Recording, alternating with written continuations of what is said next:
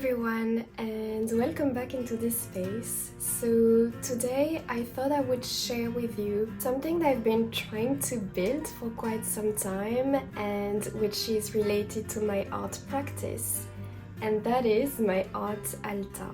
So it's finally finished, and I thought I would tell you first and foremost what is an altar, why I thought of creating one in the first place, and which items I decided to include in my art altar and why.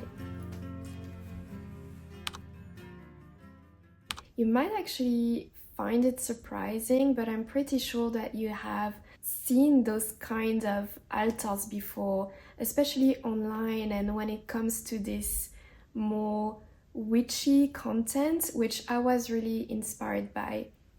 And so in this video, I'm going to dive into my own way of thinking around a modern altar and what it can represent. So I'm sure many of you know that altars actually go way back in history. So I've seen that they started as bigger structures, platforms across many religions, mainly for worship, offerings to God, sacrifices, and then they evolved over time to serve different purposes, like prayer, meditation, even honoring loved ones.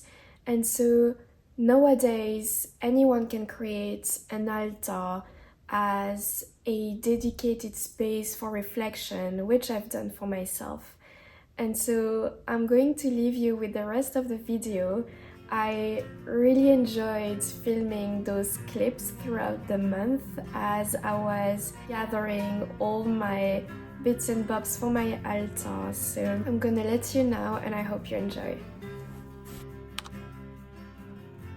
So I'm sure that for some of you, this might make complete sense, but I also think that there are some people wondering, like, why would you want to have such a thing in your studio?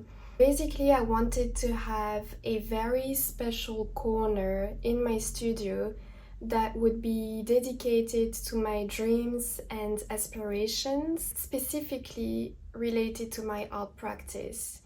To every day see this corner and try to somehow manifest my dreams into my reality, to not sound cheesy at all. So I must admit, I ended up asking ChatGPT a few questions. First, I asked if there were any famous artists who kept an altar in their studio, like if it was part of their practice. Because I couldn't really find this information on Google. And I actually completely see it, like the names that came up into the list, like I totally see it. So the first one, Frida Kahlo. Here we go, of course. So it said, Frida Kahlo, deeply connected to Mexican culture and spirituality, kept a personal altar in La Casa Azul, her home and studio in Mexico City, which I actually visited a few years ago. And I don't remember a specific corner in her studio, but definitely her entire home was filled with those little objects, drawings, pictures. So that I do remember. And so it said the altar included traditional Mexican items such as skulls, candles, incense, and photos of loved ones who had passed away. Kahlo's altar connected her to her heritage and her spirituality, and it influenced the mystical and symbolic elements in her work. So Frida is actually one of my, I think she's my favorite artist. It must be, or at least she's the one that really impacted me as a teenager when I went to see her work in a museum with my Spanish teacher who loved her. So I think she really communicated her love for this artist to me because her story really touched me and her art as well. So I'm so happy that, it reminded me that yes, Frida had this way of maybe connecting her spirituality into her art. So yeah, deeply happy about her being at the top of the list. Second one, we have Georgia O'Keeffe, and it says, although her studio didn't contain a formal altar in the traditional sense, she incorporated a deeply spiritual approach in her New Mexico home and studio. She filled her space with bones, stones, and desert artifacts, which ranged almost like an altar to nature. These objects were not just artistic inspiration, but also reflections of her reverence for the landscape and natural world around her. Kusama is well known for her obsession with polka dots and infinity mirrors, has maintained an altar-like space in her studio where she arranges objects that hold personal and symbolic significance. Her studio is filled with items that relate to her spiritual explorations. This space serves as a ritual area, helping her channel her intense visions into her work. Okay, that's great. And there were a few other ones, although it doesn't really talk about specific altars in their spaces, but more like other artists like Salvatore Dali, who gathered objects with specific meanings to them, which I thought was really cool. So I thought I would just share that with you. Then I started to do some research because I wanted to, besides the benefits that I think it's gonna give me, if there were articles talking about it or if I could see this information online. So creating an art altar offers numerous benefits. Inspiration boost. Surrounding yourself with meaningful objects can spark new ideas and motivate you to create. Emotional connection. An altar can be a place to honor your feelings, helping you process emotions through your art. I think it will bring that to me. 3. Mindful practice. Setting aside time to engage with your altar fosters mindfulness, encouraging you to be present and reflective. And then another point that I found was community connection. Sharing your altar with others can foster a sense of community and connection, and I find that to be very true. I had a friend who came into my home not so long ago, and she didn't see my altar, but she saw the vision board that I was trying to build alongside my altar, because I want them to have different things, different meanings, but that I will share I think maybe in December or January. But to go back to my friend, she asked my permission to look at my vision board, and I think she got to see a more intimate version of me, and we kind of talked briefly about it, but I think she was just really happy and appreciative that she got a glimpse into, like more intimate goals in my life, dreams. It's not necessarily something that I share openly or something that comes easily in a conversation. And so I was happy that she got to witness this part of me. So yeah, definitely community connection. I think that really does help. So yes.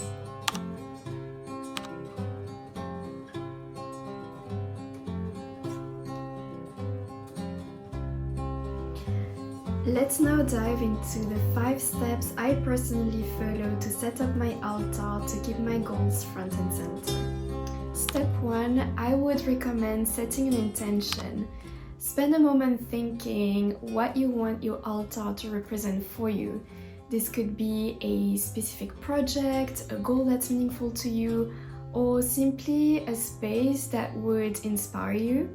For me, I wanted this altar to connect to my artistic journey, especially my dreams and vision that I have for it. A little area that reminds me daily what I'm working towards. I really do believe that an altar is kind of bringing daily reminders in your space so that it can help you stay focused on those little intentions that you're setting for yourself. Step 2 is all about gathering meaningful objects. So I would say to choose objects that are actually connected to the intention that you set before. For example, for my altar, I only picked up items that were directly linked to my artistic vision. So because I chose a pretty small platform, I had to be very intentional about the objects that I selected, and so I was very careful to include only the objects that were the most meaningful to me and to this purpose. And then if I had only one tip to give you, it would be try to follow your intuition. Try to select the objects that connect to you, that speak to you, instead of looking online for inspiration. That was, I think, my mistake. You can always later on check Pinterest or other resources to find some inspiration online, but I would say to try to self-express first, try to reflect and see what speaks to you.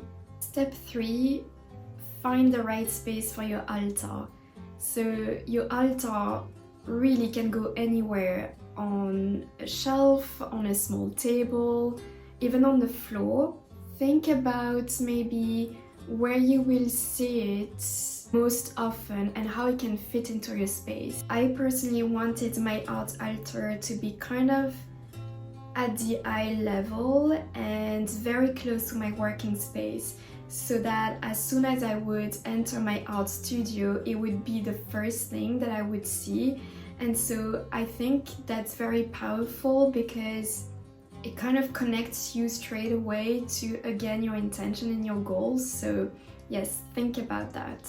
Pick a spot that works for you, maybe a place that would feel special and visible so that it helps you stay motivated on your intention and your goals. Step 4, arrange your altar with intention. So there is no right and wrong here. I would just recommend you to arrange your altar in a way that's natural to you. I personally arranged my altar in a way that felt harmonious. I wanted each item to occupy a little corner of my altar. I really wanted this piece, so the candle, to be at the center. So again, I would actually see this step as a way to express yourself. Don't look too much online, don't look too much for inspiration, just do what feels natural to you. And then finally, the last step, I would actually suggest you to create a ritual to connect with your altar. I find that it's the last touch to make it a truly inspiring space. It doesn't have to be big. For me, for example, especially in the winter, I like to lit a small candle in the morning, and I just find that this is something that brings me every day to the altar, and again I have those visual reminders that I see every morning, and I just find that it really sets the tone for the day. So it doesn't have to be big, it can be a very simple act.